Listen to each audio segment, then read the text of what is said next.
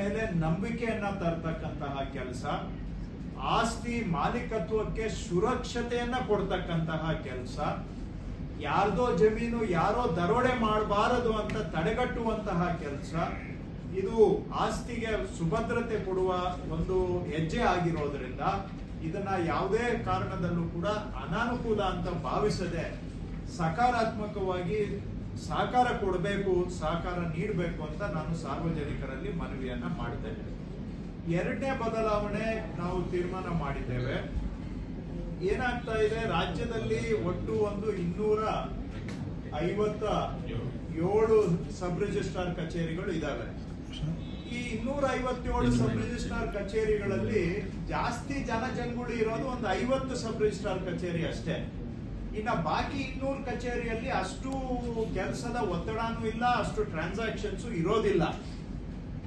ಆದ್ರೆ ಈ 50 ಕಚೇರಿಯಲ್ಲಿ ಮಾತ್ರ ವರ್ಕ್ ಕಾನ್ಸಂಟ್ರೇಷನ್ ಆಗಿರೋದ್ರಿಂದ ಅಲ್ಲಿ ಬರುವಂತ ಜನಗಳಿಗೆ ಅನಾನುಕೂಲ ಆಗುತ್ತೆ. ಕಾಯ್ಬೇಕು, ಅಲ್ಲಿ ಒತ್ತಡ, ಟೈಮ್ಗೆ ಅಪಾಯಿಂಟ್ಮೆಂಟ್ ಸಿಗೋದಿಲ್ಲ, ಅಲ್ಲಿ ಅವ್ರ ಮೇಲೆ ಡಿಪೆಂಡ್ ಆಗ್ಬೇಕು, ಅಲ್ಲಿ ಮಧ್ಯವರ್ತಿಗಳು ಮುಖಾಂತರ ಹೋಗ್ಬೇಕು, ಇಲ್ಲ ಅಂದ್ರೆ ಕೆಲಸ ಆಗೋದಿಲ್ಲ. ಈ ರೀತಿಯಾದಂತ ದೂರುಗಳು ನಮ್ಗೆ ಬರ್ತಾ ಇದೆ.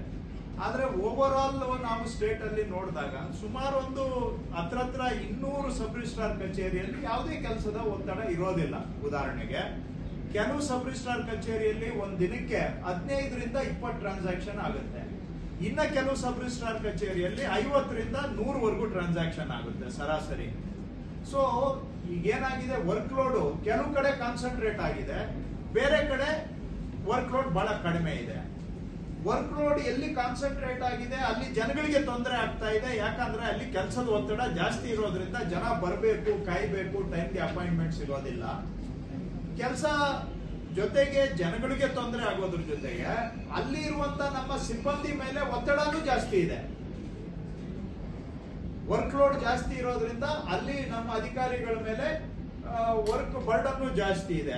ಮೂರನೇದು, ಇವೆಲ್ಲ ಸಿಟಿ ಏರಿಯಾಗಳಲ್ಲಿ ಇರೋದ್ರಿಂದ ಅಲ್ಲಿ ನಮ್ಮ ಕಚೇರಿಗಳ ಜಾಗಾವಕಾಶನೂ ಕಡಿಮೆ ಇರುತ್ತೆ, ಸ್ಥಳಾವಕಾಶ.